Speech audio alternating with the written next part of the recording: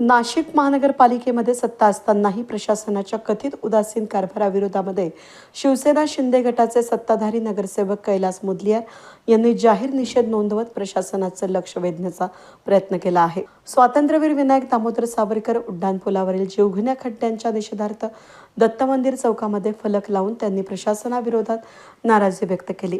सत्ताधारी पक्षाच्या नगरसेवकाला अशा प्रकारे सार्वजनिक निषेध नोंदवावा लागल्यानं आता तरी प्रशासन याची दखल घेणार का असा सवाल नागरिक उपस्थित करत आहेत। दत्त मंदिर ते सिन्नर फाटा दरम्यान असलेल्या स्वातंत्र्यवीर सावरकर उड्डाणपुलावर दोन्ही बाजूंनी मोठमोठे खड्डे पडले आहेत। सततच्या पावसामुळे या खड्ड्यांमध्ये पाणी साचत असल्यानं वाहन चालकांना खड्ड्यांचा अंदाज येत नाही।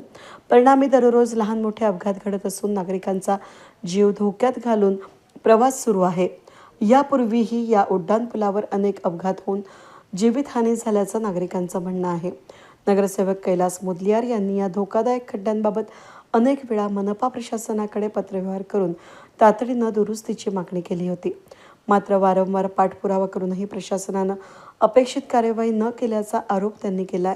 याच पार्श्वभूमीवर दत्त मंदिर चौकातील उड्डाणपुलाच्या प्रवेशद्वारावर खड्ड्यांमुळे स्वातंत्र्यवीर सावरकर उड्डाणपूल ठरतोय मृत्यूचा सापळा।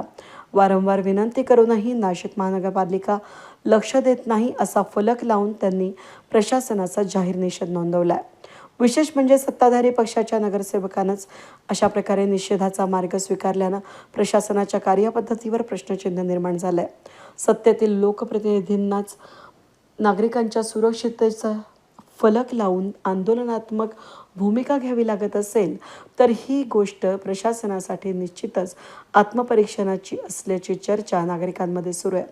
आता तरी मनपा प्रशासन जागे होऊन उड्डाणपुलावरील खड्डे तातडीने बुजवून वाहन चालकांना दिलासा देणार का याकडे सर्वांचं लक्ष लागलंय। यांनी आता तरी जागे होऊन हा रस्ता पूर्ण व्यवस्थित करून द्यावा, माझी हीच अपेक्षा आहे प्रशासनाकडे। प्रशासन ऐकतच नाही। प्रशासन ऐकत नाही का ठेकेदार ऐकत नाही हाच फार मोठा प्रश्न आहे। कारण की ठेकेदार एकही स्थानिक नाही, ते सगळे बाहेरून आलेले ठेकेदार आहेत। त्याच्यामुळे यांची पकड प्रशासनावरती आहे का प्रशासनाची पकड यांच्यावरती आहे हे समजण्याचं फार मोठं आहे। आणि किती दिवसापासून आपण निवेदन देत आहात आणि तरी देखील या रस्त्याची दुरुस्ती केली जात नाही? गेल्या 20 दिवसापासून मी सारखं या विषयावरती त्यांच्याकडनं मांडणी करतोय।